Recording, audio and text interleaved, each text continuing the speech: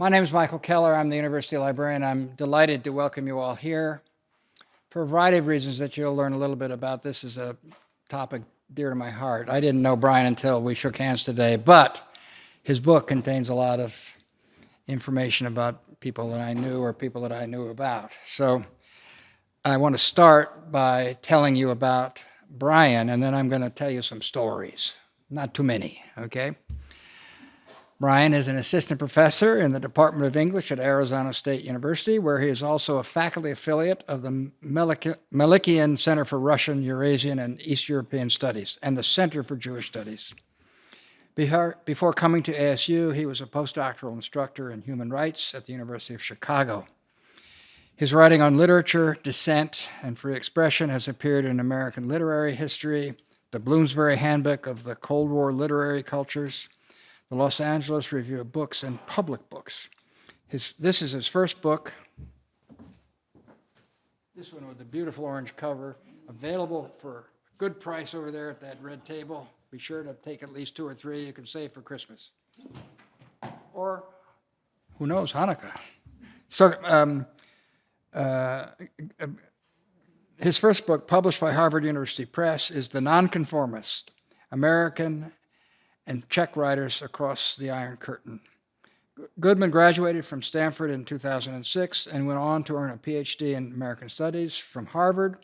His new book originated in his research in Stanford Special Collections for his honors thesis as an American Studies major. I have not read this whole book, but I have read the chapter. I better look at it over here where it's not marked. I have read the chapter which is a lot about Stanford. It's called The Kingdom of May, Allen Ginsberg Through Springtime Prague, Chapter 4, 141. Be sure to read it. This book is beautifully researched. It is a very dense book. It's loaded with information and quotes and events that need to be described and understood. It's really an important book, really important. This man is going to be producing more of this, I know, but very well done and impressive. Now, some stories. How many of you know that the Allen Ginsberg collection is owned by Stanford? Oh, pretty good, pretty good. This is great. So, a little personal history. I graduated from a place called Hamilton College in upstate New York, and I went to graduate school in musicology and conducting music at SUNY Buffalo. And at SUNY Buffalo, there was a performing group for avant-garde music called the Creative Associates. And because I was modestly effective as a trombone player, they recruited me. And in 1968, and as I remember it, it was in the middle of the year. In 1968, a flautist by the name of Peter Kotick and a few other people came from Prague. It was the time of the Prague Spring. And if you remember, if you know anything about what was going on in America then, it was a very troubled time. A lot to do about Vietnam. We were all men were being were living through the possibility of being drafted and sent to Vietnam. And I got out of that by going into the National Guard. But in my period of training, including a time at what we call Jungle Land and Fort Polk, now renamed, I can't remember what the new name is, practically my whole cycle went instantly to Hamburger Hill. And 50% of them died in the first month and a half they were in Vietnam. So it was a time of real deep personal and familial concern. Peter Kotick and these guys from Prague felt like they were in heaven. They were not going to be drafted. They were making very interesting music by people like John Cage, and it was a fun time for them. Skip ahead a few years. I get here in 1993 after having been at a couple of other places. And it turned out, I came as the university librarian, it turned out that Stanford had stopped buying items for its special collections in 1989. Loma Prieta. The threat of the audit of our audit of our money received from the government was underway, and it looked like there could be some drastic results. Fortunately, no drastic results. Had to do with overhead cost recovery, a yacht, teak this, mahogany that. You remember? Nobody remembers. I remember. Yes, you do. Okay, good, good. But for 4 years, nobody had spent a nickel on special collections. And before 1989, my predecessor, come on in, it's all right, you can wear shorts. My predecessor and his staff had focused on what I call bibliophilic collections, rare books, all kinds of things that were interesting, no doubt, and on the other hand, they didn't want undergraduates to touch them. So what is now the main reading room, the Lane reading room in this building, was a very strange room, and it was a very cold room, and essentially undergraduates couldn't get in. It was ridiculous. We've made a big point of making it possible for undergraduates to get in, and thankfully we have people like some of you here that have brought them in, and that's a good thing. The time came when Bill McFerrin, who was our terrific curator for American and British literature, now succeeded by some other folks, but mainly by Rebecca Wingfield, who's sitting over there in that rust-colored top. She's terrific too, by the way. McFerrin had started to collect beat poets, and about the time that I arrived, they finished a deal, or we were through a deal with Robert Creeley, another great American poet. Some faculty members here, and I'm not going to name two, but there were about 6 or 7 others, found out that Allen Ginsberg was ready to sell his collection. And it was more than just a collection of papers and whatnot. It was a lot of personal stuff that came with. The two that were so important and really influential on me in deciding that we could and should do this were Albert Gelpi and Marjorie Perloff. Spectacular people, great scholars, and more importantly, they were great teachers. They really got the kids, undergraduates in particular, wired up. To the collection we already had, which was John Steinbeck, who had given us the first tranche of our big Steinbeck collection, Janet Lewis, Tilly Olson, Denise Levertov, all those archives are here, and lots more. But because we hadn't bought anything from 89 to 93, nobody was offering us anything. And a lot of what comes to these places in the way of these personal, artistic, creative minds archives has to do with individual commissioning agents approaching institutions that could be interested in offering them a deal. So I was interested not only in Ginsberg because he is a magnificent poet, and one has only to listen to Howl, him reciting Howl, and understand what a fabulous personality, what a crazy man he was in so many ways, but a great poet. So I agreed we'd buy the collection. Bill was directly in touch. I was, as usual, behind the scenes where I prefer to be. I was hired by a man named Gerhard Casper. Wonderful president, perhaps the only philosopher king I ever will have worked for. A lovely man, and very much interested in modern art and modern poetry and modern music. So I was talking with Gerhard, actually on the quad up near Tresidder, and I said, I want to let you know that we're going to buy the Ginsberg collection. He said, Allen Ginsberg? He said, I said, yeah, Allen Ginsberg. He said, oh, be very careful, be very careful. And I said, yeah, I know, but this is a very important, maybe the most important poet in this period of our century. And he said, well, you're gonna get some feedback on that. And I said, yeah, I bet I will. Well, it turns out I got threats in my office phone, and I got threats at home in my home phone with mostly unidentified people who you would recognize now today from the reports about all the nutcases who are threatening everybody, and in some cases pulling out guns and shooting at them. That was the first result of the Ginsberg acquisition. Ginsberg acquisition was huge. It came with lots and lots of papers. Rebecca knows very well. and many, many other things. Flattened cans, sneakers. Oh, yes, the white sneakers came. At any rate, now I'm taking time from him and I'm going to stop. But just to let you know that for me and for Stanford, this collection has been a fabulous acquisition for all kinds of reasons. Most importantly, that Ginsberg is such an important poet. And it joins a collection that's been built by Bill McFerrin and his successors, including Rebecca, of modern poets. It's over to you, Brian. Wow 'em.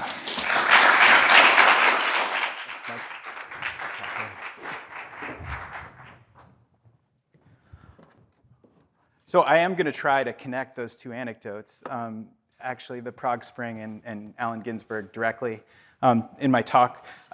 You should still read chapter 4, but I'm going to give you some highlights today with a lot taken from the Stanford special collections. But let me throw up my slideshow. Okay, so thank you, Michael, for the generous introduction. Oops, they want me to join the Wi-Fi network. There we go. So I want to thank all the sponsors for the event. First, a shout out to the American Studies program, my undergraduate major at Stanford, a certain amount of time ago that I won't name. Also the Stanford Center for Russian, Eurasian, or East European and Eurasian Studies, and the Department of English. As you'll see in just a minute, my book, one of the goals was to actually kind of bridge all these different scholarly worlds. And there were a few people very early on and at the end in this room and at Stanford who were indispensable to this project. So I just want to also shout out Shelley Fisher-Fishkin, Hilton Obenzinger, Gavin Jones, and a very recent Stanford hire, Charles Peterson. Finally, I just want to say thank you to Stanford Library for hosting me today. And really, this was one of my favorite rooms when I was at Stanford, where I would come and hide and read and sometimes nap. So this is really special. The book really, in a way, began here, downstairs, a few floors in special collections at the Ginsberg papers. Okay, so let's get to the good stuff. I'll get to some of my favorite sources from special collections over the course of my talk, and I'll get there as quickly as I can. But what you all promised me is that if I mention something in passing, if I'm moving quickly over something, that you'll kind of make a note mentally and ask about it during Q&A or come up to me during the reception. So I'm going to begin by describing the earliest origins of the project to give you a sense of why I had to search for a sort of new transnational research approach to reconstruct this history of literary descent across the Iron Curtain. And then I'll turn to a couple of examples sort of early in the book before returning to the central episode that motivated me to write this book in the first place. And then I'll conclude by reflecting on why I think the full significance of this history is actually ultimately going to be up to all of us. So almost 20 years ago, when I was an undergrad, I heard a curious anecdote in a class being taught by Stanford's own Hilton Obenzinger.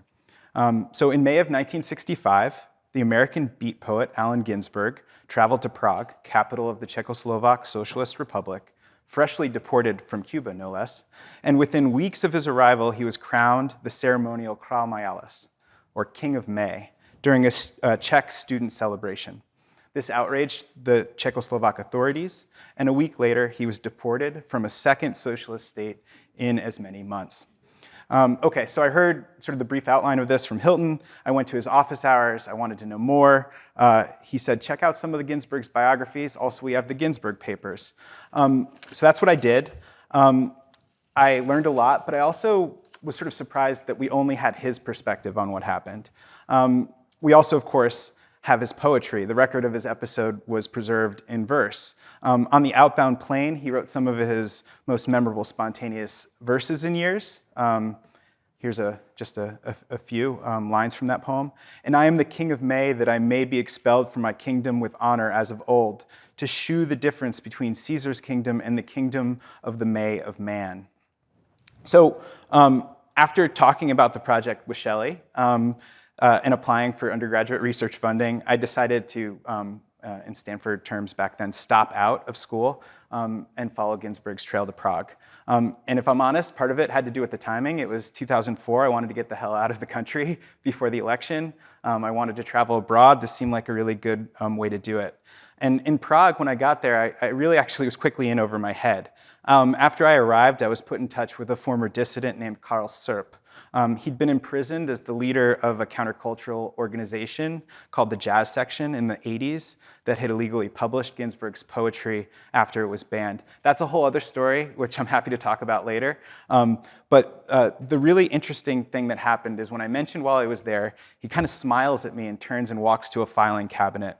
And he hands me a bound packet of mimeographed documents. On the cover was this image of a festive motorcade proceeding under a satirical banner proclaiming in Czech, "Ginsberg is King of May, an expression of proletarian internationalism."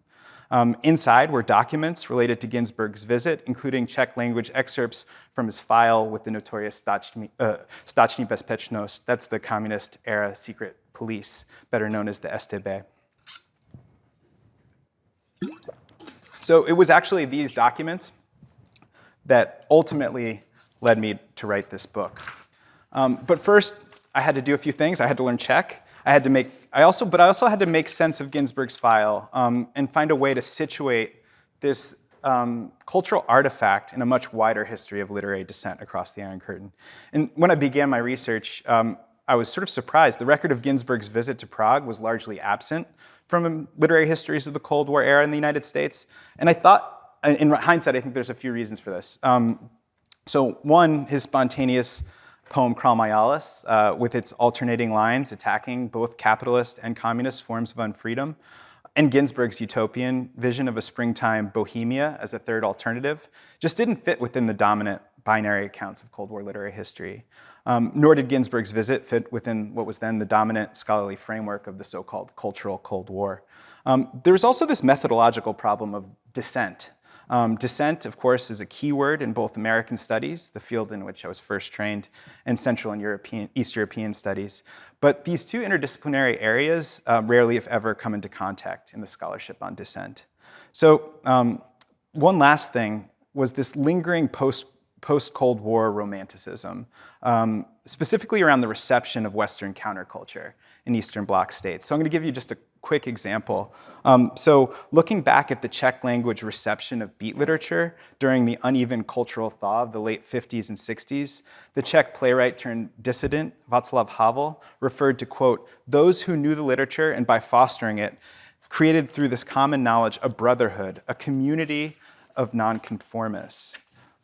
According to Havel, who first met Ginsberg during his 1965 visit, this underground community turned to beat writing as a potential instrument for resistance to the totalitarian system that had been imposed upon our existence. And of course, Ginsberg loved this, right? He loved this idea.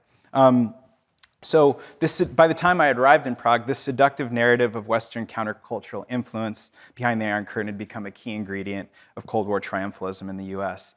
And Ginsberg embraced this narrative in particular after he read this fun interview. You can go find it. It's between Lou Reed and Václav Havel in 1990, a real artifact at the time. And Ginsberg kind of went around trumpeting this interview because, as he summarized it, it claimed that the Czech reception of American counterculture, from the Beats to the Velvet Underground, had created the conditions for the rise of the plastic people of the universe, the Charter 77 human rights movement, and the peaceful cultural revolution of 1989, culminating in Havel's election as Czechoslovakia's first post-communist president. As Ginsberg put it, all this in a straight line from rock and roll to closing the offices of the secret police. Unfortunately, as I began researching the project, I realized it wasn't quite as simple as that. I discovered that the line connecting the Beats and other American writers to Prague's dissident underground and the Velvet Revolution was hardly straight, and it didn't run in just one direction. So a major goal of the book project is to demonstrate how Eastern Bloc societies were much more than passive receptacles for US cultural propaganda or the commercial exports of Western culture. What I argue is that it was much more like what I call a novel fusion of East and West, shaped by decades of literary circulation, translation, and cultural exchange. So let's get to some of the good stuff. So I want to give two brief examples from the early chapters of the book. Both had really major consequences for the history of dissent across the Iron Curtain, but they also paved the way for Ginsberg's arrival in 1965. So the first Bohemian writer I discuss in the book should be familiar to everybody, Franz Kafka. By the way, I blew half my image budget on this one picture of Kafka that I'd never seen anywhere. It's his bar mitzvah photo, and it's incredible. The fedora is adorable. When I set out to write the book, I knew I had to sort of grapple with Kafka, but I was shocked that no one had written a comprehensive reception history of Kafka's writing in the United States during the early Cold War, so I gave it a shot. And what I discovered was a central irony. So just as a Kafka craze was beginning to take hold in the United States in the late 1940s, there were tentative signs that the neglected Prague author might enjoy a parallel Czech language renaissance in his native city. But then in February of 1948, the Communist Party seizes control of Czechoslovakia, and Kafka is banned. His writing disappeared from public view for years. His first novel, America, is actually a really interesting example. The opening chapter, The Stoker, was the first of any of Kafka's writing to be translated into another language. It was translated from German into Czech. And it was published in a magazine called Goodman, which was basically published avant-garde poetry and socialist politics. There's, of course, a further irony that, finally in 1947, they're finally going to translate all of Kafka's works into Czech. There's going to be a collected works that's planned to come out in 1948, and then the Communist Party comes to power, and among the first books that was pulped by the new censorship authorities was America, which Kafka had called The Man Who Disappeared. For American anti-communist intellectuals, this was actually a very attractive idea, right? The idea that Kafka, popularized in the United States as a writer of anti-totalitarian fables, was prescribed in his home country. As I discuss in the book, Kafka never really disappears in Prague. He sort of goes underground. And by the last decade of the Cold War, there's an image of Kafka as this sort of prototypical dissident writer, and it had taken hold in both the American and Czech literary imagination. And this dissident image would serve as a mediating force, a kind of bridge between writers, artists, and intellectuals who are attempting to communicate across the Cold War divide. So my second example is this. He's going to be probably a lot less familiar to the rest of you. This is Josef Škvorecký, a lot of Czech consonants in the pronunciation, but he was a really major writer, especially when he was translated into English in the 1980s. He had his sort of a moment of popularity alongside Milan Kundera. But this is him when he was much younger, when he's a young writer, editor, and translator in 1958, during a period sometimes referred to as the Thaw, right? A few years after the death of Stalin, when there's this sort of tentative period of cultural liberalization. And he publishes this novel, Zbabělci, in 1958, and The Cowards is the English translation. And it's immediately banned within 2 months. There's a few reasons. One is the ideologically charged setting. It's set during the Second World War, the sort of the Red Army liberating Bohemia. This is a really politically sensitive topic to write about. But it's also obsessed with American culture. The protagonists are part of a jazz band. The sort of direct literary influences, not just from Hemingway, but sort of from some really interesting jazz writers from the 1930s, are all over the text. He also got in trouble because he was the editor of a magazine called Světová literatura, or World Literature, which, it's hard to believe, but this is like the hottest publication in thaw-era Czechoslovakia. And basically it's because it's translating literature from outside the socialist world, in addition to from inside the socialist world. This is the issue from 1959 that first translates Howl, that first brings beat literature to behind the Iron Curtain. And it's quite early, 1959 actually, in Prague. So there's a few people involved. Škvorecký helps translate alongside the main translator, Jan Zabrana. I'll bring him up a little bit later. The person who writes the essay Americká Bohema, which is American Bohemia, deliberately kind of ironic title. It's Igor Hayek. I don't have time to really get into the details, but this is an incredible document. It's an incredible document because you have to imagine prior to 1956, right, during the Stalinist period, there's just very little official translation happening.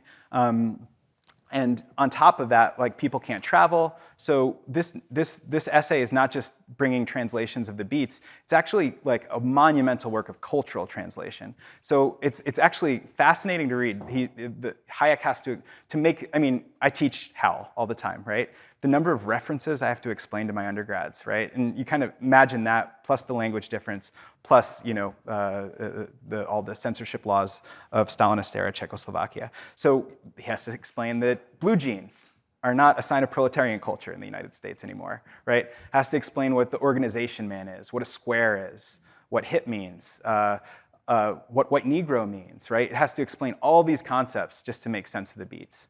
And then it also provides the first translations of Howl, alongside, interestingly, a discussion of censorship. And this is really important to the reception of the beats behind the Iron Curtain. Of course, Ginsberg had been banned. Howl had been banned upon its publication when it was published by City Lights. This is the famous photo of Lawrence Ferlinghetti putting Howl back in the window display at City Lights bookstore after it's cleared of obscenity charges. So this image is actually included inside that article, reprinted in Sviatova Literatura. The winds of censorship, of course, were shifting yet again in the 60s, and the second edition of Shkretsky's book comes out. It's approved for publication. He's rehabilitated, and it becomes a runaway bestseller. Easily the most important post-war work of Czech literature, incredibly influential on modern Czech prose. So Shkretsky is a big deal by 1964 again. Okay, fast forward one more year. Shkretsky's in his Prague apartment, and he gets a phone call. His phone starts to ring. It's February. He's not expecting anyone to call him. He picks up the phone, and it's Allen Ginsberg. And he says, he's obviously confused. Shkretsky says, why, like, you know, they'd corresponded about the translations of Howl years earlier, so that's how he had his contact information. And he said, are you calling long distance from New York? That's not easy to do, to call Prague from New York. He's very confused. And Ginsberg says, no, I'm at Prague airport. I'm at Prague, or I need someone to come pick me up. So that brings us to sort of the central episode for today's lecture. Let me back up again. Thanks to Sviatova Literatura, Ginsberg and the Beats are super well known in Prague by the time he arrives in 1965. So here is one of my favorite sources that I found here at Special Collections. It's a magazine called Czechoslovak Life, a state-produced propaganda magazine that's distributed in multiple languages. And there's this cover article about the sort of beat scene at this cafe called the Viola. It's still there in Prague. I'll come back to this in a minute. The argument I want to make today about Ginsberg's visit is that the full impact of his trip to Prague can only be understood in the context of two broader developments since the end of the Stalinist era: the Czech language reception of beat literature and culture beginning in the late 50s, and the emergence of a new youth counterculture in Czechoslovakia in the early 60s. In other words, in addition to appropriating literary sources and cultural styles translated from abroad, the beat-inflected subculture that Ginsberg encountered in Prague also drew on indigenous traditions of cultural descent. So I could talk about this source for the whole rest of my time here. I'll try to be short. I just want to read a paragraph because I think it gives you a sense of sort of the texture of this, the way they're trying to, like, the official discourse is trying to make sense of the beats in the context of, you know, Prague in 1964. So I'll read just a paragraph. No, the beats so the question the article asks are young people the same as these beatniks? No. The beats disassociate themselves from a society they write off as not worth changing. Our youth criticizes certain aspects of society, but the wish for improvement is coupled with a sense of responsibility and commitment. The youth movement recently adopted as one of its aims the uncovering of waste and misusage of materials in industry and agriculture. Youth constructions never lack applicants. This month, the first volunteers will be starting work on the wide-gauge railway line from the Soviet border to the East Slovak Ironworks. So what's going on here? There's a lot going on here. But one of the things that's happening is as there's this sort of uneven liberalization and this new youth counterculture, the Communist Party didn't know what to do. So one thing they're trying to do is push this socialist ideal of education through work, sometimes with comic desperation. The truth is that sort of enthusiasm for the working brigades from the 1950s had all but disappeared, and party leaders were worried that without some constructive outlet, the country's disillusioned youth would escape into political apathy or, worse yet, open dissent. There's more about this source. Like I said, I just want to keep going, but we need to move on. So I think the takeaway for the larger story, right, is that the government is the sort of state cultural industries are experimenting with a combination of approaches. They're sort of mixing repression with co-optation. Right up until the winter of 1965, when the limits of Czechoslovakia's cultural liberalization would be tested by Ginsburg. So did anybody notice anything else about this cover? That's a shirtless Ginsburg right there. So in 1964, right, Ginsburg is already shirtless on the wall of this poetry cafe. And this is one of the first places he goes, that Škvorecký takes him when he comes to Prague. He says, Ginsburg, what do you want to do? He said, I want to see the town. So he takes him to this poetry cafe, and he walks in, and Ginsburg's like, that's me. And the next thing you know, people are coming up to him and recognizing him. So this is the Viola. It's a really interesting place. I spent a lot of time researching just the scene there. It's a subterranean wine bar. Ginsburg's sort of the patron saint. They sort of featured these famous poetry readings accompanied by amphetamine-fueled jazz sessions. There's an indigenous beat poetry scene that's going on there, along with a lot of the sort of, it's on this Narodny in Prague, where it's sort of they call it the Bermuda Triangle, right? Where all the writers' unions there, the avant-garde playhouse is there, the opera house. So all the young intellectuals, artists, filmmakers would converge there, including Havel. This is where Havel first meets Ginsburg during his visit. So Ginsburg quickly, because he's already a celebrity when he arrives, becomes a fixture of the city's student countercultural scene. He's giving these readings, he's giving interviews in which he refuses to censor his views. He's attending parties, and because it's Ginsburg, he's sleeping around. Yes, there's a lot of material about that in the archive you can read about. Maybe the more PG thing to bring up is his interest.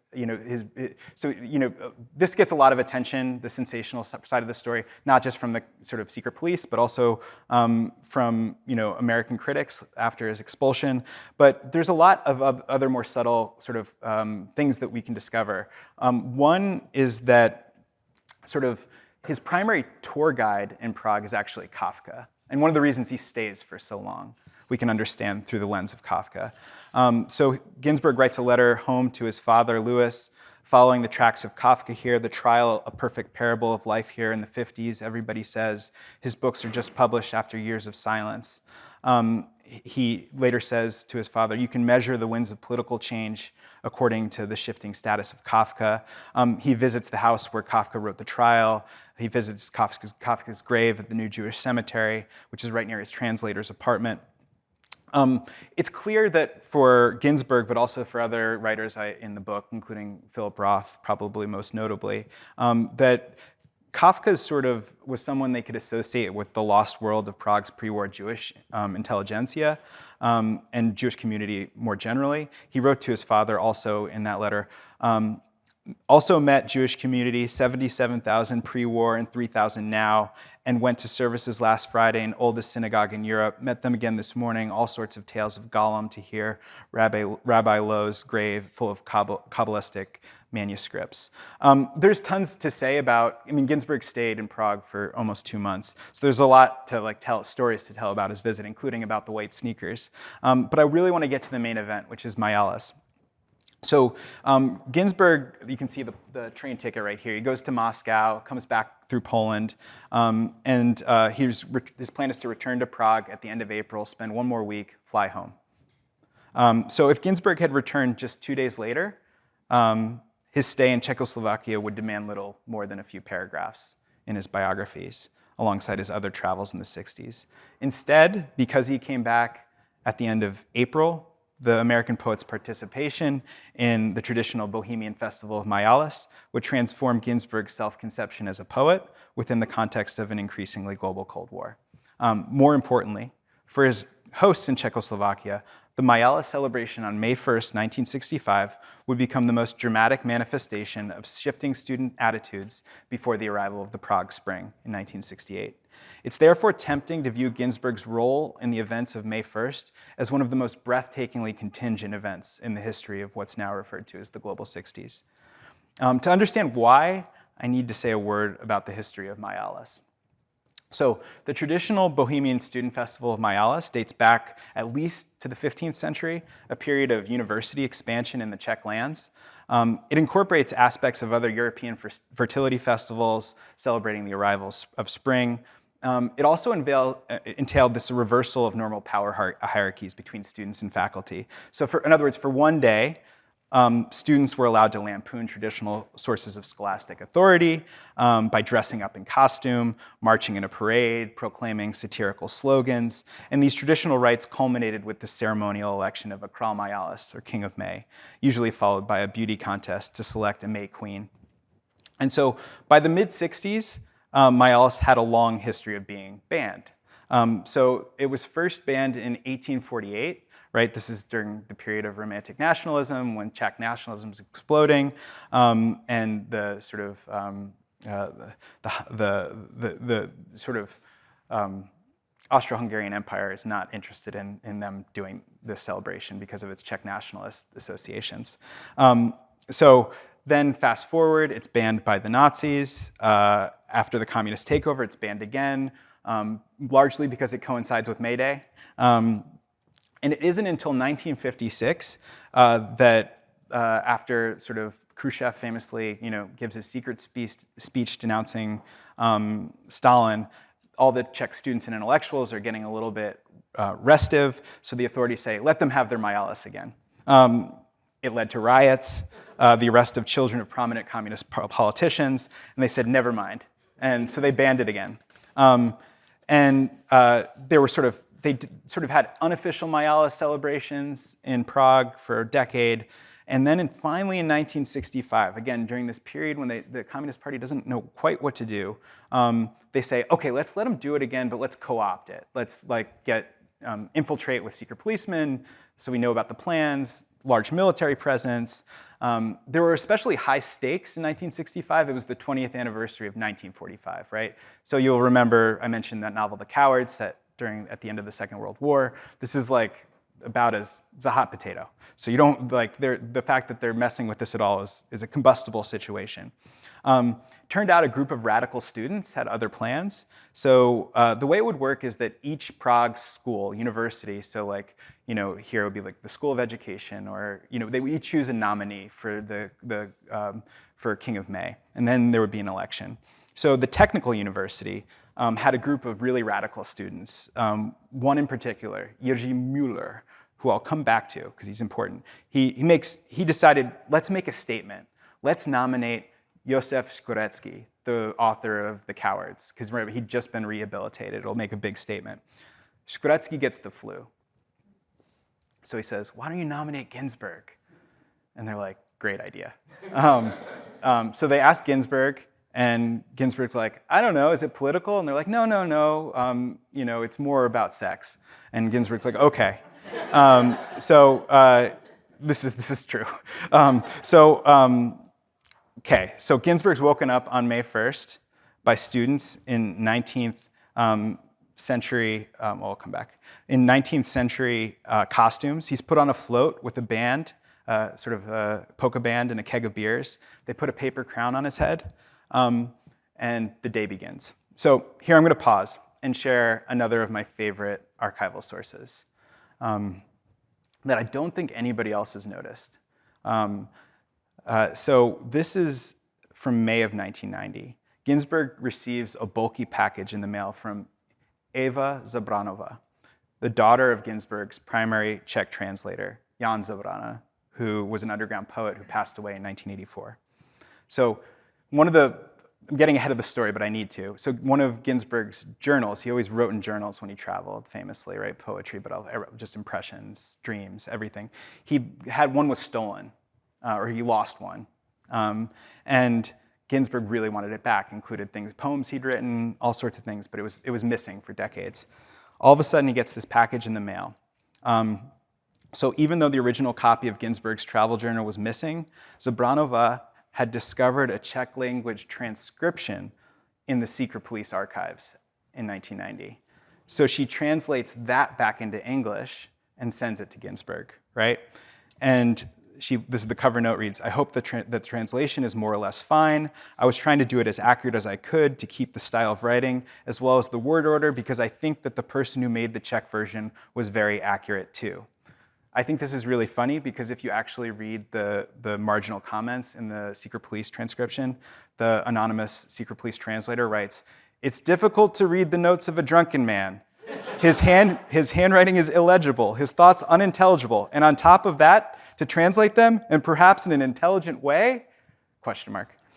So whatever its accuracy, this double translation of Ginsberg's lost journal, which is an unlikely collaboration between a secret police agent and the daughter of an underground poet, is a near perfect example of how the narrative of Ginsberg's visit in 1965 was co-authored by competing cultural forces. In the process, the American poet's election as King of May would be transformed into a potent myth of cultural dissent. So thanks to this recovered document, we do have Ginsberg's first-person impression of the beginning of the day. "Yesterday I arrived in Prague.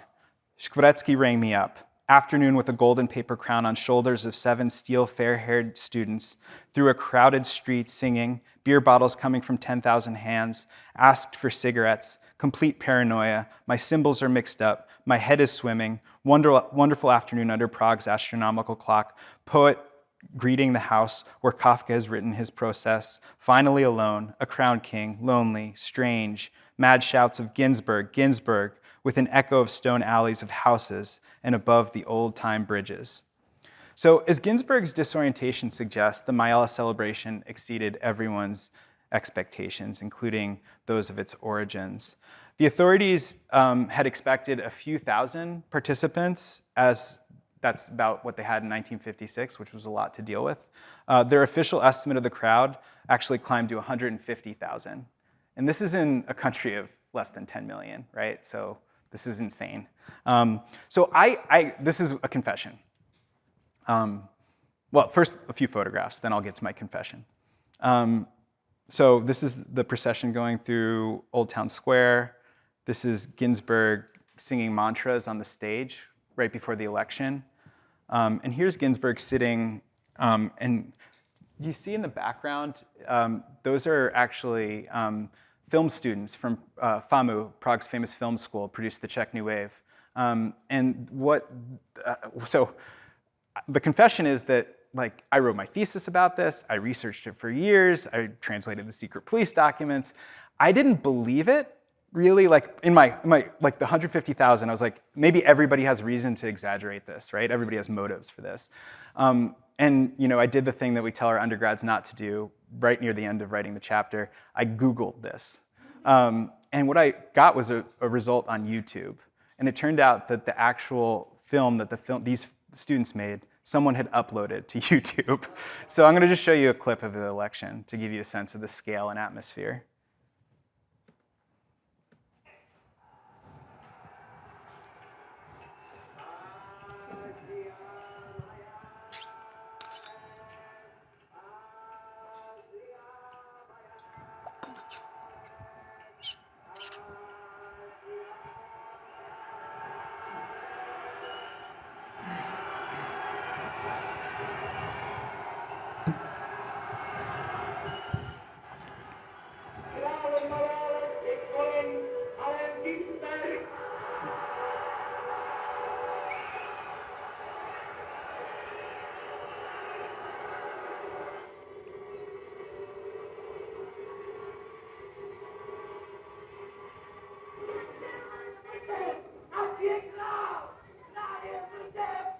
So the quote at the end, Ach ye kral ye mrtev.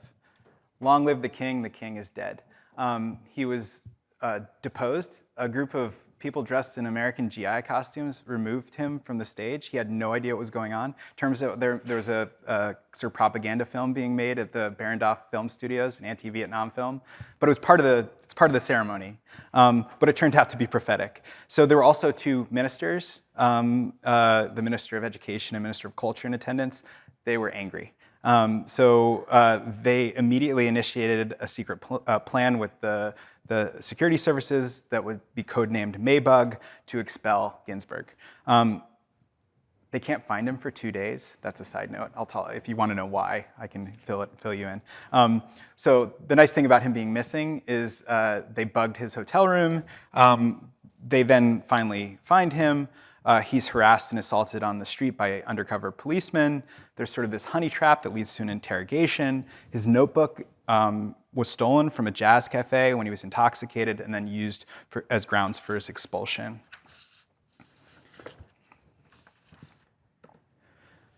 So this is also from Special Collections. On the outbound plane, he wrote his famous poem, Kral Mayalis. So it's very light edits, the published version versus what he wrote on the plane in his notebook. This is the notebook that he had with him still. So I'll come back to the poem itself in a minute. But it's worth noting, so he's on an airplane, he's flying to London, he's already on the way to his next adventure, he's meeting up with Bob Dylan and the Beatles. This is when they're filming the famous video for Subterranean Homesick Blues. So Ginsburg had made this kind of nearly perfect ritual exit.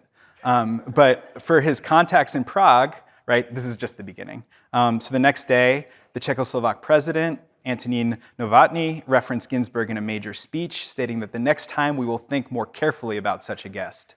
A week later, the communist youth daily Mlada Fronta published an article called Allen Ginsburg and Morality, which elaborated on the official charges against Ginsburg, quoting letters from psychologists and concerned parents about Ginsburg's dangerous influence on Czechoslovakia's young people.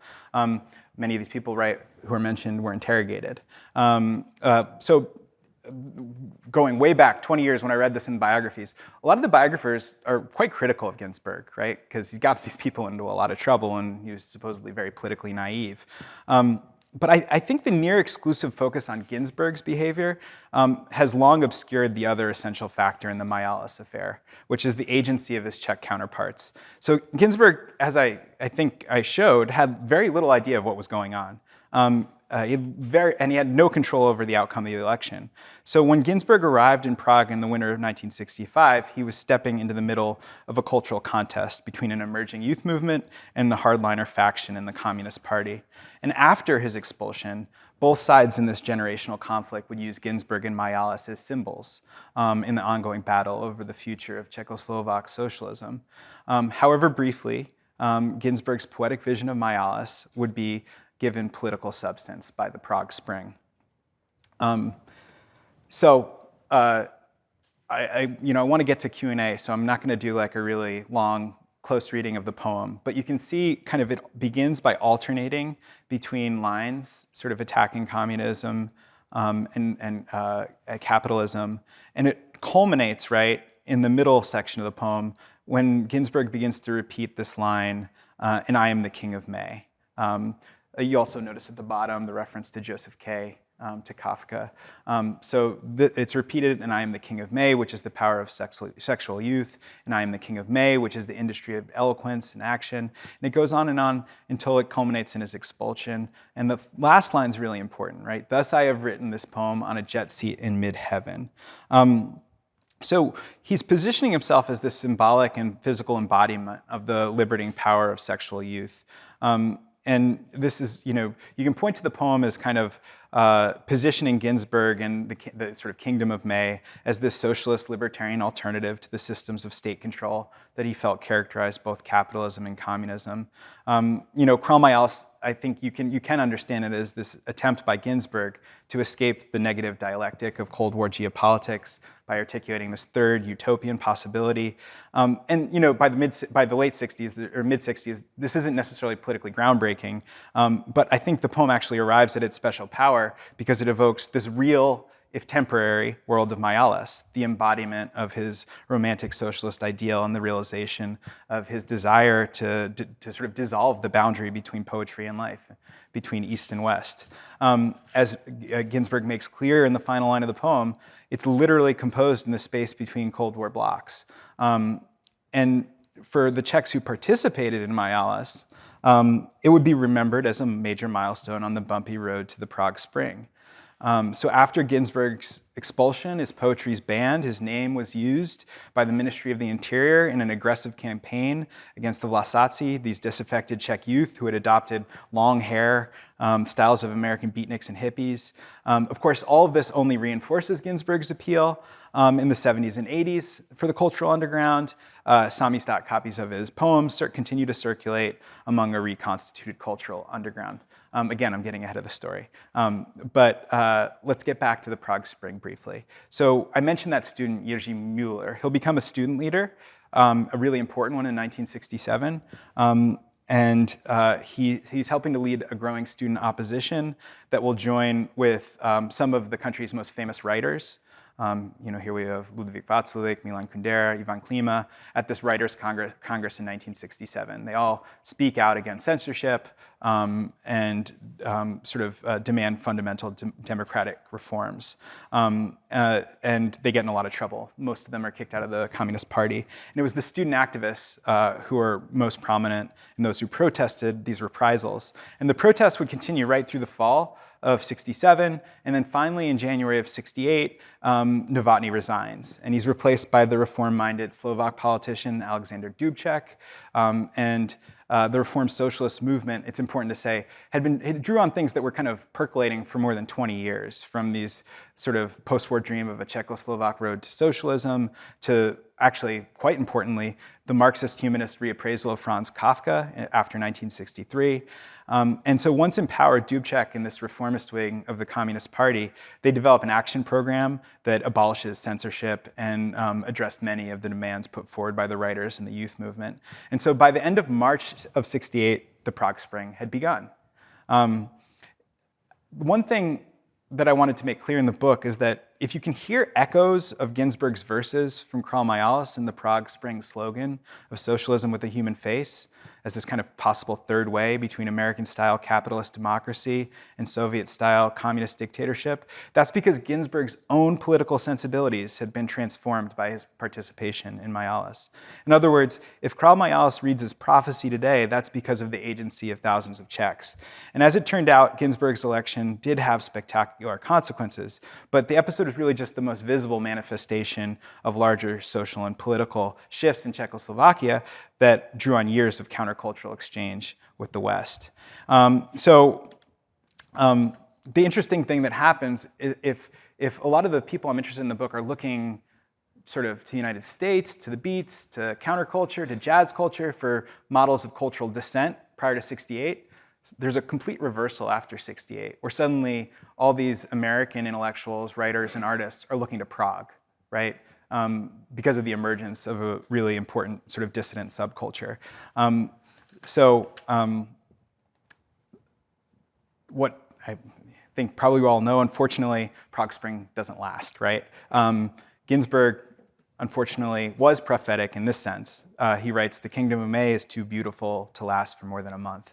So at the end of the summer of 68, the Soviet premier, Leonid Brezhnev, they were worried that Czechoslovak-style reform would be successful, that it would destabilize the entire Eastern Bloc. So on August 20th, 21st, an occupying force of Warsaw Pact soldiers and tanks invaded Czechoslovakia in a gesture of so-called fraternal assistance to the Czechoslovak people, with real echoes. I think people see a lot of echoes in what happened, the Ukrainian invasion. Very different, but the size, the sort of vision of these tanks crossing into Central and Eastern Europe. As I said, this isn't the end of the story I tell in the book. So Ginsberg's visit and the crushing of the Prague Spring actually sets up the final third of the book. When I'm really interested in this period after 1968, when global solidarity with Prague's banned writers and intellectuals will transform the meaning of dissent, free expression, and human rights at the end of the Cold War. So this is the period of so-called normalization. This is when Philip Roth will go to Prague 5 times. Before being banned himself, he'll befriend Klima, Vaculik, and Kundera, provide them with a new global readership thanks to the Penguin paperback series writers from the other Europe. This is the period when Arthur Miller's relationship with Václav Havel will help draw international attention to the imprisoned playwright's cause. Havel was arrested, of course, after helping establish Charter 77, the human rights movement, but also publishing this famous essay, The Power of the Powerless, that's one of my favorite things to teach.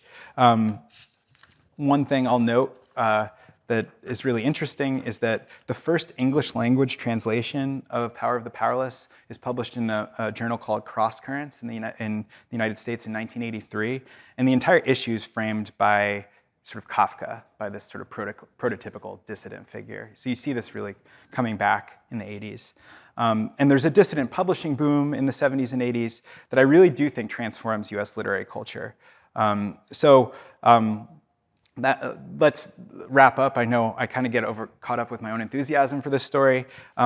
It's been more than 30 years since the Velvet Revolution and Havel's ascension to the Czech presidency, and that optimistic triumphalism that still lingered even when I was an undergraduate seems long gone. So I'd argue actually we're kind of living in the spirit of '69 right now, right? It seemed once again we would all agree May is too beautiful to last for more than a month. I think there's another lesson of Ginsberg's visit to Prague in '65, which is not only do we get to choose our prophets, we also have the power to make our own prophecies, even briefly, come true. So thank you for having me, and I'd love to hear questions or just conversation.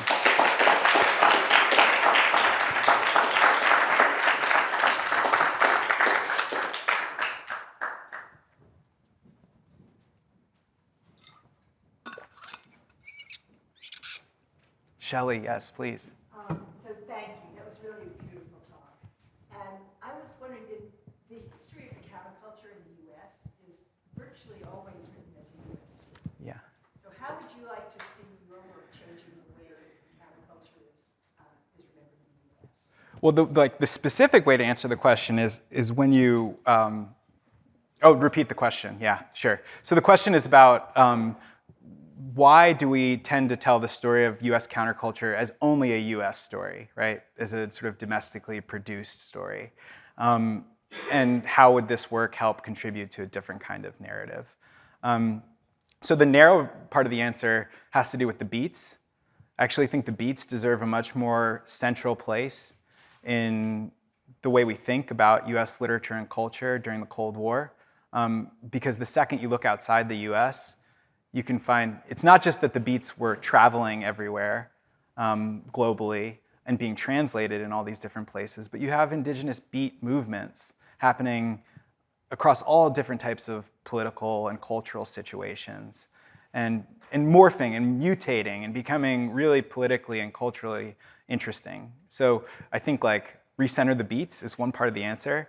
The other part of the story that I wanted to tell in the chapter that I didn't discuss today on Shkurecki was how the story of race in the US, and we in American studies, maybe not everybody, but in American studies, we're pretty good at thinking about the complex dynamics of race and counterculture in sort of the 1930s, 40s, 50s. But it gets even messier when you start thinking about what that means across political, linguistic, cultural boundaries.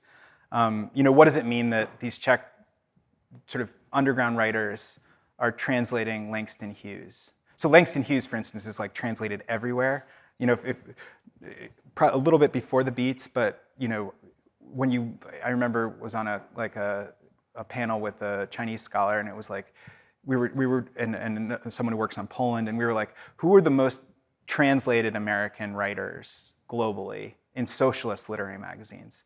And it was Langston Hughes. He's the runaway kind of figure of the 1950s, or late 40s, or late 50s. So finding ways to talk about that, because it's really difficult. That was the hardest chapter to write, because there wasn't really a model for thinking about it. Because the models of cultural appropriation we're familiar with get a lot muddier and more complicated when you're thinking transnationally. So it's not easy. It's probably one reason we haven't done it, right? But it's a lot of fun when you try. Yeah, please. First and foremost, thanks for a fantastic presentation. It was excellent. It was really a treat. I should say I'm a lecturer in American Studies, and I'm currently Awesome. teaching a class looking at flower power. Great. And so Yeah. 2 of my students are here. It's wonderful, Yeah. so thanks again. But I'm not going to ask a technical question. I'm going to ask, just for a clarification on a detail, where was Ginsburg for 2 days? How come yeah. secret police couldn't find him? So he goes back to a student dormitory.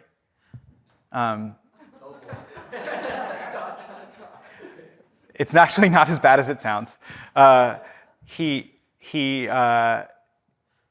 the only reason I know it's not as bad as it sounds is because after 2 days, finally, one of those infiltrators, one of the secret policemen, like breathlessly runs into the station to report where Ginsburg's been, and he's been with him the whole time, posing as one of the students. But he couldn't like leave because he wanted to like take notes on all the things Ginsburg was saying.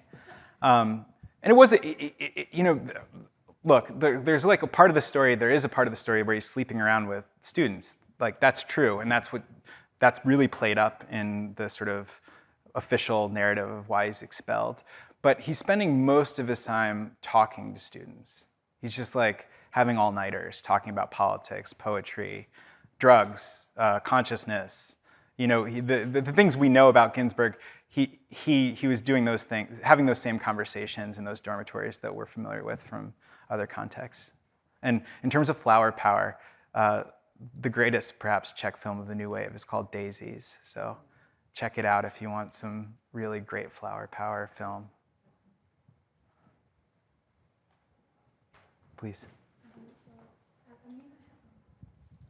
Hi. I may not have this question fully fleshed out, but I was thinking about the poem itself and, his seeming unawareness of what was going on at the time of being the King of May. And I'm kind of wondering, really, was he that clueless to it? If he spent all this time speaking with the students, maybe...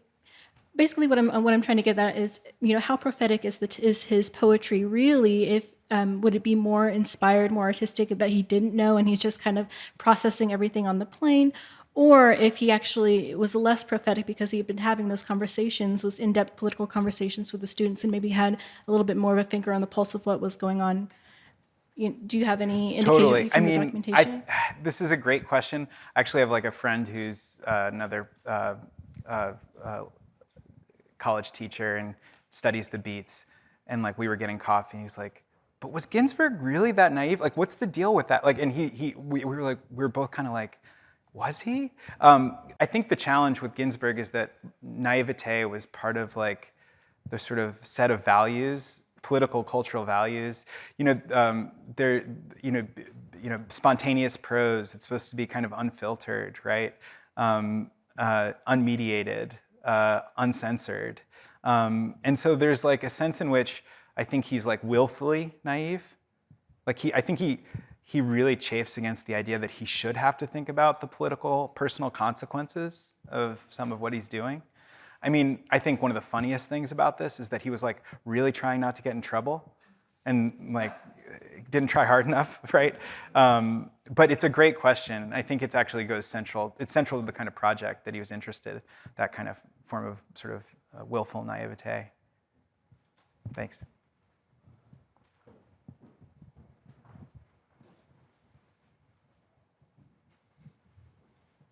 Brian, congratulations. It's really humbling to be here. And, I know the amount of work and years you put into this project. So it's humbling and inspiring to hear this, and just incredible. This is a little bit of a sillier question, but Please.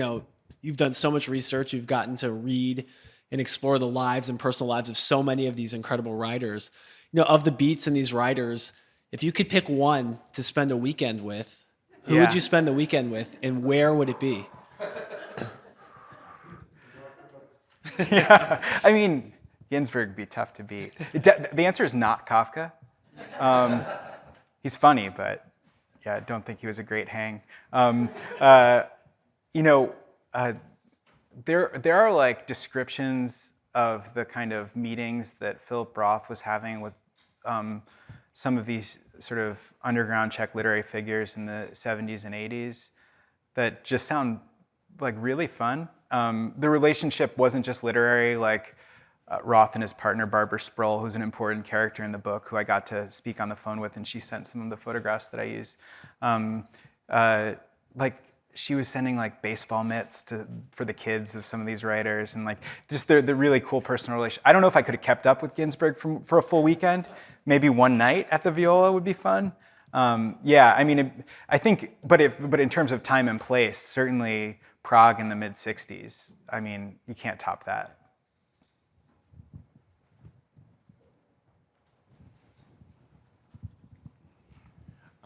Thanks, Brian. This is fantastic and exciting. I'm thinking about reading one of these chapters 10 years ago, I think, and to see this all done. We went to grad school together, so there's a lot of history here. I did wonder about how you were construing your own kind of contribution to the cultural Cold War literature that we both kind of were reading at that time. Yeah. And I mean, one thing I was especially curious about is why the existing kind of accounts of Ginsberg's experience in Prague it just seems both politically and kind of maybe sexually prudish. Like that they take him to be as that. So first off, the people he's participating with, these students, can't have any idea, can't have any agency of their own in creating their politics. And then also that his own politics, as you're suggesting, this willful naivety, couldn't be in some sense deliberate. Yeah. That they have to just reflect that he has bad politics or something. Yeah. And then, I don't know, I mean, you're kind of alluding to the salacious details of his life, but I mean, when he's in Prague, but his whole life is one big salacious episode. I mean, it can't be that surprising or that Not the happening. least bit surprising. I mean, but so no, to put that in, to put that in this larger context, like, why is it that previous kind of writers in this literature took that perspective? Did that fit into this kind of West versus East, old-fashioned cultural Cold War approach? And does your approach, I mean, it seems like you're trying to give these people more autonomy in a way, that they were looking for this escape from the Cold War. Yeah, that's great. I mean, I'll just bring it back to this building. You know, I'm 20 years old. I've just been up late singing karaoke with Pete, who asked the last question. And then I'd come in on Sunday and like spend the day in special collections. And the amount of the sort of his journals that is taken over to, I mean, just as much as the naivete as a sort of cultural and political project, so is the sexual like motivations and expressions are also that. And like, I just remember like, you'd have to sift through because the pure amount of the stuff that fills the journals. So the secret police didn't have to work hard to like pick stuff out, right? To use against him. And I think that, again, that just sort of dominated the biographical accounts, in particular in the US. I think there's an irony that the biographers and the secret police are interested in the same stuff. The cultural Cold War piece, though, for me was like, when we were in grad school, for those who aren't kind of familiar with that, it was really common to what a lot of Americanists were interested in finding was like signs of covert CIA funding for different cultural diplomacy programs, literary magazines, creative writing programs like Stanford, at Stanford, things like that. And you'd try to like basically treat it like almost like a smoking gun, right? That explains everything. And literary culture would be a proxy for kind of geopolitical rivalry. And literary culture, I think, has its own sort of interesting politics that needs to be kind of thought of outside of that context. So I think actually I almost avoided the state as an actor to, I eventually had to go back and then pay attention to how the state was a part of the story. But initially I was like, I don't want to go find CIA funding. I was like reading the archives like this, hoping I wouldn't find it.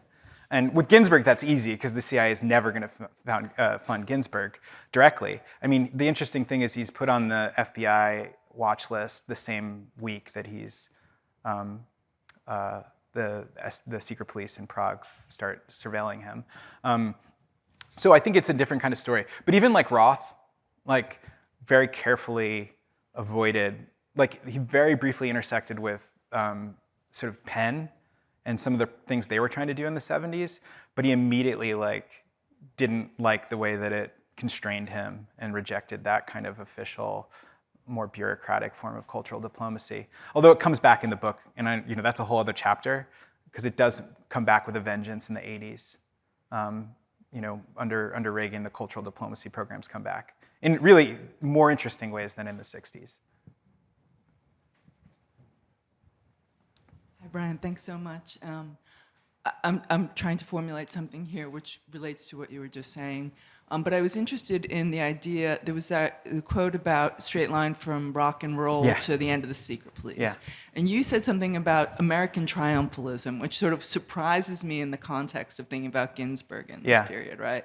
And the way that this story that you're telling disrupts all these dualism binaries, communism, capitalism, and it creates a kind of we have to think in a more nuanced way about what exactly is where dissent gets coded or not, or sort of becomes free floating, and people trying to say, oh, that's American influence, or that's this influence. Yeah. And so that I think is really, I don't know that I have a question, but I'm sort of interested in this idea of sort of that would this kind of magnetic sort of vacillation going on here that sort of disrupts these Cold War narratives. Right? Yeah, Like I mean, Cold War politics. there's like an irony to Ginsberg claiming a kind of form of triumphalism. I mean, there's egocentrism involved, right? Because he's at the heart of the narrative that's being kind of, it's a weirdly 90s political, cultural amalgamation of like counterculture triumphalism that I think feels even stranger from the vantage point of 2023, but it also would have been really strange from the vantage point maybe of 1989 before it happened. So I think that so Ginsberg's that quote's taken from Havel writes like a preface for Ginsberg's interviews that Ginsberg publishes in edited collection. But even the choice that Ginsberg would and the people involved in that project would be like, who should write the preface for, the Czech president, right? It's a different political world. It just sort of, axes of some sort. But I think they're quickly disillusioned of it. I mean, Havel is certainly on the Czech side. Can I ask you one more question? Please. Can we go back? Yeah, sure. Just imagine back to the photo, your very expensive photo of Kafka. Let's go back. And I was sort of interested. This is a point of ignorance for me. Yeah. But it said American Photo Studio. I know. That's why I loved it. So what is the relationship to Americanness, Americans in Prague then? Yeah, so it's like an American-style photo studio where he goes and has this bar mitzvah photo taken. That's why I had to have it for the book. That chapter, the sort of master sort of literary text of the chapter is this novel America, which is just, it's the least probably commented upon of his novels. I mean, when I was terrified to write a Kafka chapter. I didn't do it for the dissertation because I was like, how do you say something new about Kafka, right? And then I realized not a lot of people have said a lot about America and done a lot of research. But it turns out he had relatives in the United States. So there's he's getting letters. He never obviously traveled. He never traveled outside of Europe. So he had popular culture. He loved film. There's a lot of good work on him going to the movies. Kafka at the Movies, I think, is the name of the book. He loved Charlie Chaplin. People have described this book as Chaplin-esque. He also, much more disturbingly, so there were two really popular socialist travelogues about the United States that were clear sources for this book. And there's one by Arthur Holitscher. I think it's called America Heute and Morgen. It's German language. So when the America's published, and who's here's read America? Yeah, exactly. So it kind of culminates in one of the most unintelligible, bizarre scenes in all of Kafka. And it's called the Great Nature Theater of Oklahoma. In the original, it's misspelled Oklahoma. Max Brod, his literary executor and friend, publishes it, fixes a lot of errors, and calls it Oklahoma. So the ending, all sorts of people found this to be this optimistic ending, he finds his way to this sort of utopian nature theater, everyone has a place. It's not optimistic. It's this is at best purgatory, maybe we're in hell. And the way you can kind of figure this out is because Arthur Holitscher has an image in his book of a lynching, and it says, Idle aus Oklahoma. He misspells Oklahoma. And when the main character, who's a Jewish immigrant to the US, arrives at this nature theater, they record his name as Negro. So it's this dark text about like immigration and race and anti-realism, and it's all kind of it's taking these sort of American cultural sources, film, travel letters, narratives of immigrants coming back to Bohemia from family members, and putting it through a Kafkaesque imagination. It's a wild, bizarre text. Yeah, so there's a ton going on here. Well, thanks, Brian. It's terrific. I read the book. You should read the book. It's a great book and very important. Even if you don't know anything about Czech or Czechoslovakia, about cultural development. But I was wondering, in your teaching experience, how students respond to Allen Ginsberg's poetry. And I give you a couple of examples at Stanford. By the way, Stanford was not, at the time of the censorship trial, was not very supportive at all. Professors from Berkeley and San Francisco State testified at the trial. Not Stanford. But Ivor Winters or anybody else, no. So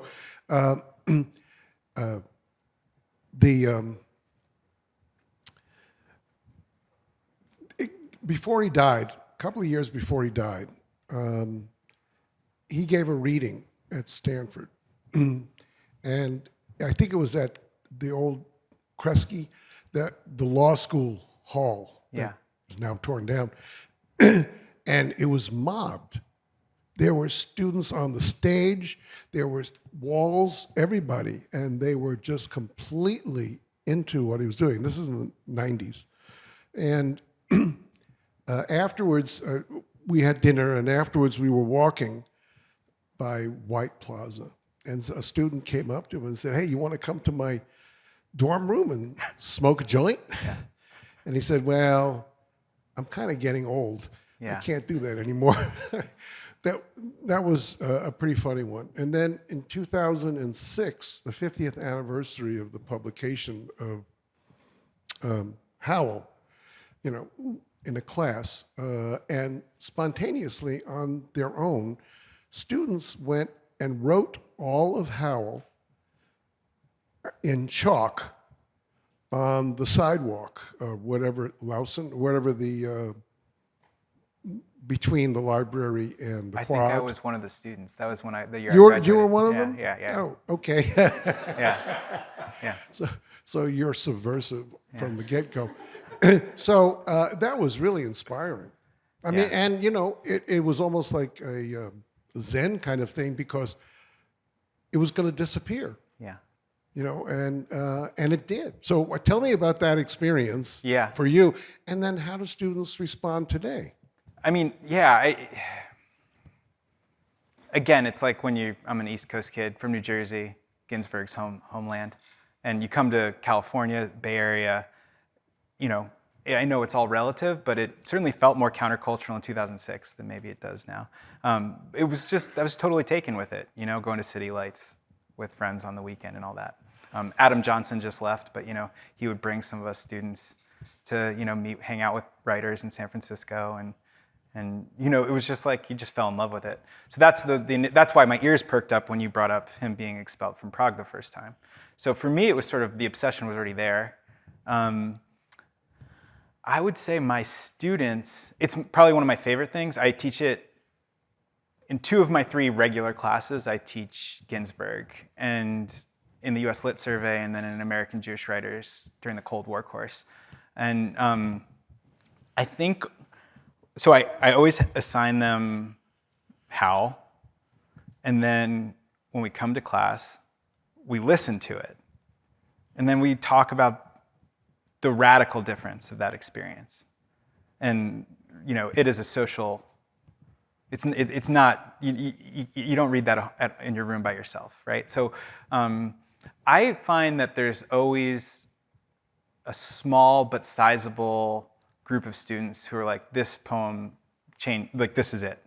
Like that was the moment in the course that really, so, and now that's great, that works. I mean, no one's written anything in chalk on ASU's,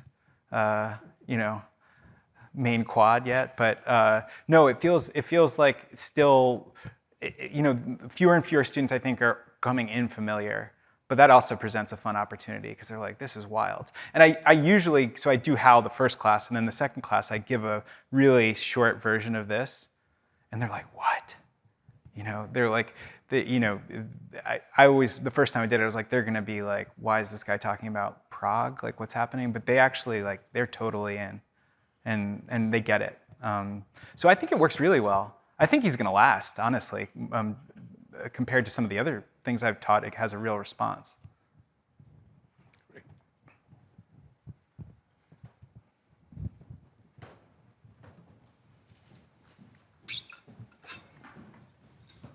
Thanks, Brian. I have a curiosity more than a question. Because at the moment I'm working about the circulation and production, transnational, I mean, of Tamisdat. Yeah. And I was wondering in your research in the archives about American writers, if you found maybe some info or some evidences about the fact that in such a way they helping in circulating banned books across the Iron Curtain, or maybe if they helped in smuggling maybe manuscripts or even music like Magnitizdat or something like that. Yeah, so for everybody else, so Tamisdat, because Tamisdat I think probably everybody's heard of. Tamisdat is Samisdat material that then is smuggled or circulates abroad and then is published, right? And Samisdat gets all the attention, but Tamistat's like really fun to study. So it's a big part of the book, especially after 68. In some sense, you can think of Writers from the Other Europe, that series, as a Tamistat project. Some of those texts were, most of those writers, the contemporary writers in that series, were banned in their home countries. There's a lot in the later part of the chapter about that writer, Josef Skórecki, because he goes into, he's an emigre after 68, and he established his wife and him, and his wife never gets enough credit, Zdeněk Solivová. She basically runs a whole exile publishing house that keeps Czech literary culture alive. So basically what they do is they smuggle out manuscripts and they publish them in Czech in Toronto. Then they smuggle the printed version back, and that's passed around, right? So this is how Czech literary culture really stays alive in the 70s and 80s. It gets really interesting. I have a whole chapter that deals with that on a group called the Jazz Section, that they were able to circumvent sort of censorship law because they were officially, for at least a while, a part of the official musicians union. So they could produce a members-only bulletin. So guess what? Tens of thousands of people became members of the jazz union, right? Not jazz musicians, right? And they were publishing, all sorts of countercultural stuff. So that sometimes, referred to as polo samistat, sort of quasi samistat. But those sources are all digitized. And so I was just reading these magazines, they're really cool. And they're graphic design. They're way, samistat by necessity is sort of on onion skin. It has to be crude. But these were produced, printed magazines with cutting edge avant-garde design. And they're really cool. They're really cool. So I love this stuff. I absolutely love this stuff. And there should be a lot more about it. So keep up the work. What's your next book? Oh, man. I've got a few ideas. But one thing I've been thinking is that, I tried to make this book as narrative as possible. And I wanted it to be a welcoming book for people just generally interested in these writers, the topic.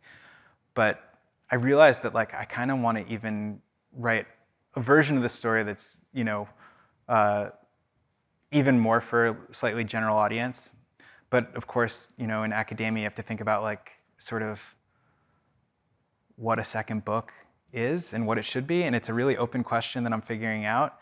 I think nobody's written a really good sort of a broader history of sort of what I called in the talk the sort of dissident publishing boom of the 70s and 80s, moving beyond just Czech literature. Because I think that it structures way more than just sort of dissident writing.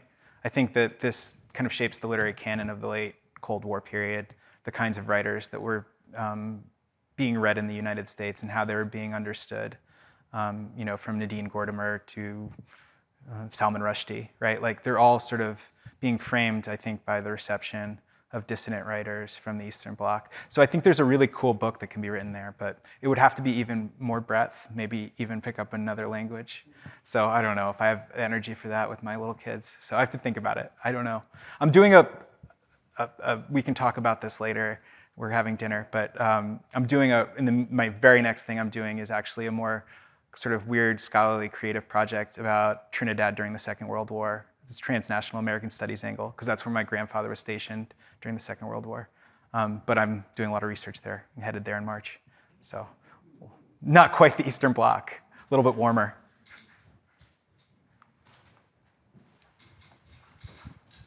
Hi, just a question about your next project. Will you be discussing Calypso in Trinidad?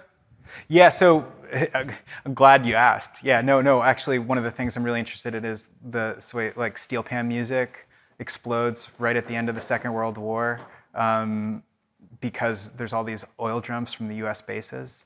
And my grandfather in his letters, like he's a music lover, so he writes in great detail about like this happening, and the music's great.